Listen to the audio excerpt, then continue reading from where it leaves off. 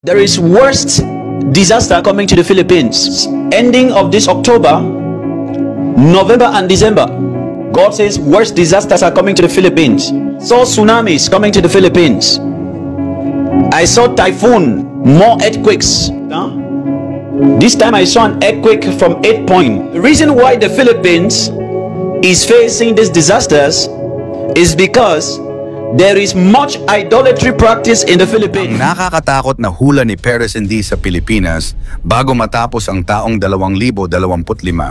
Si Perez Hindi isang pastor mula sa Africa na sinasabing nakatanggap umano ng mga mensahe ng babala mula sa Diyos at partikular niyang binanggit ang Pilipinas. Makakaranas daw ang Pilipinas ng matitinding kalamidad at pangyayari na magsisilbing babala ng langit. Kaya narito ang 10 na nakakatakot na hula ni Perez Hindi sa Pilipinas. Pang-10, tsunami sa Pilipinas. I saw a great wave coming to the Philippines. Many will run and many will cry out to God. Sa kanyang propesiya, sinabi ni Perez na nakita niya ang isang dambuhalang alon na tatama sa baybay ng bansa. Maraming tao raw ang tatakbo sa takot habang ang iba na may mananalangin. Ayon sa kanya, ang tsunami ay hindi lamang likas na kalamidad, kundi isang senyales ng spiritual shaking. Nagigisingin ng Diyos ang mga taong matagal nang nakalimot sa Kanya. Pang-9, malakas na lindol. The ground in the Philippines will shake, buildings will fall, and people will cry for mercy. Binalaan ni Perez ang bansa sa isang lindol na yayanig hindi lang sa lupa, kundi sa takot ng bawat isa. Ilang linggo matapos niyang sabihin ito, nagkaroon nga ng lindol sa Visayas. Dahilan para maraming maniwalang nagkatotoo ang kanyang hula.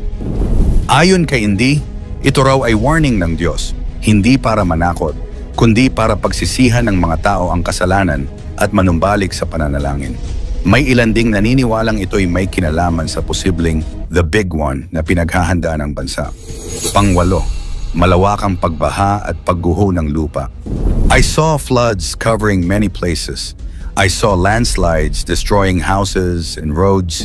Ipinahayag ni Perez na nakita niya ang mga lugar sa Pilipinas na nalulubog sa baha at mga bundok na biglang gumuho. Para sa kanya, ito raw ay bunga ng kapabayaan ng tao sa kalikasan at kawalan ng disiplina. Tinawag niya itong cleansing of the land, kung saan muling ipapaalala ng Diyos na tayo ay mga tagapangalaga lamang ng mundo. Pang-7, bagyo na may matinding hangin. I saw a storm coming with strong winds and darkness over the land. Isinalarawan ni Perez ang isang bagyo na magdadala ng kakaibang lakas, may kasamang dilim at takot. Sabi niya, ito raw ay simbolo ng dark season sa bansa panahon ng kalituhan at pagkakahati ng mga tao. Ngunit matapos ang unos, nakita rin niya ang muling pagliwanag ng pananampalataya ng mga Pilipino. Marami ang nag-ugnay nito sa mga super typhoon gaya ni Yolanda at Egay. Ngunit ayon sa kanya, ang darating ay mas matindi pa. Pang-6, pagsabog ng bulkan. Fire came out of the mountains. I saw people running away. Nakakita raw si Perez ng mga bulkan na nag-aapoy at mga tao na nagtatakbuhan. Maaaring ito'y tumutukoy sa mga aktibong bulkan gaya ng Taal, Mayon o Canlaon. Ang apoy daw ay sumisimbolo hindi lang ng kapahamakan, kundi ng pagsunog ng mga kasamaan sa bayan upang magkaroon ng panibagong simula.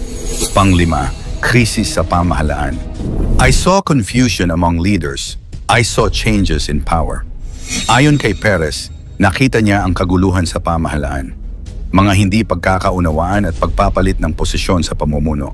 Hindi raw ito basta isyong politikal, kundi tanda ng pagwawasak ng mga sistemang puno ng kasinungalingan. Ibibinahagi niya na God will expose those who deceive the people. Para sa mga Pilipino, ito ay maaaring tumukoy sa mga kasalukuyang kontrobersya at panawagan ng katotohanan sa gobyerno. Pang-4, paglaganap ng karamdaman. I saw people wearing masks again. I saw sickness spreading, especially among children. Ayon kay Perez, makakakita raw muli tayo ng mga tao na nagtatakip ng muka. Senyales ng bagong uri ng sakit. Bagaman hindi raw kasing tindi ng pandemya, babala ito upang maging handa at mapagmasid. Ang mas nakakatakot, partikular niyang binanggit ang mga bata bilang pinakaapektado. Sabi niya, "This will remind the world to humble themselves before God once more." Ito raw ay paalala ng Diyos na siya pa rin ang tunay na nagpapagaling. Pangatlo, pagbagsak ng ekonomiya. I saw people crying because they had no money to buy food. Isinalarawan ni Perez ang mga taong umiiyak dahil wala nang maipambili ng pagkain. Ayon sa kanya, ito'y mangyayari sa panahon ng krisis kung saan tataas ang presyo ng bilihin at maraming negosyo ang magsasara. Marami ang nakapansin na tumutugma ito sa patuloy na pagtaas ng inflation at kakulangan ng trabaho.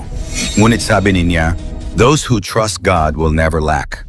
Sa gitna ng kagipitan, ang tunay na kayamanan daw ay pananampalataya at pagtutulungan. Babala ni Perez, mararanasan ng bansa ang matinding paghina ng ekonomiya. Sanhi ng mga kalamidad at taggutom. Sa unang kalahati ng taon, magiging mahirap ang sitwasyon. Mataas ang presyo ng bilihin, maraming mawawalan ng trabaho.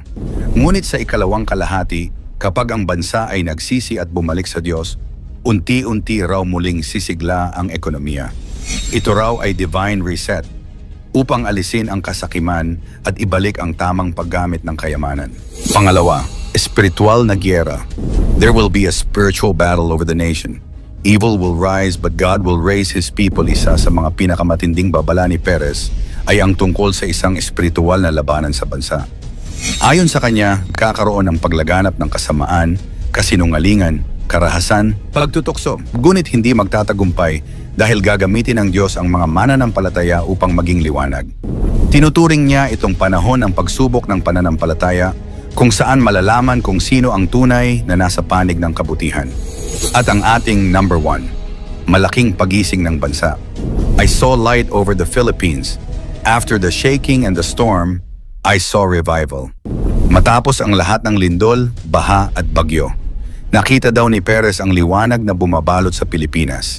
Ayon sa kanya, ito raw ay tanda ng spiritual revival kung saan muling manunumbalik ang pananampalataya ng mga Pilipino. Ang bansa raw ay magiging halimbawa ng pananampalataya sa buong Asya at maraming bansa ang matututo mula sa katatagan ng mga Pilipino. Ito ang pinakamatindi at pinakamagandang bahagi ng propesiya. Nakakita raw si Perez ng liwanag na bumabalot sa buong kapuluan. Tanda na bumabagsak na ang mga puwersa ng kadiliman at muling babangon ang katuwiran ng Diyos. Tinawag niya itong taon ng banal na pagbabago at pag-aayos sa Yeshua. Matapos ang lahat ng sakuna at pagyanig, ang Pilipinas daw ay magiging liwanag sa silangan. Isang bansang muling gigising, mas matatag, mas makadiyos at mas mapagpakumbaba. Ayon kay Perez, ang lahat ng ito ay hindi upang takutin, kundi upang ihanda ang puso ng mga Pilipino. Sabi niya, "May the Lord have mercy on the Philippines and may the Lord truly wake up the people." Kaya mga kasuksay, kung totoo man o hindi, isa lang ang malinaw na mensahe panahon na upang manumbalik sa Diyos, magsisi at manalangin. At ang Diyos, yan ang tanging depensa natin laban sa puwersa ng kalikasan. Kung naniniwala kang may layunin ang mga babalang ito, i-type ang amen sa comment sa ibaba. Paki-like at i-share ang video. Maraming salamat at God bless.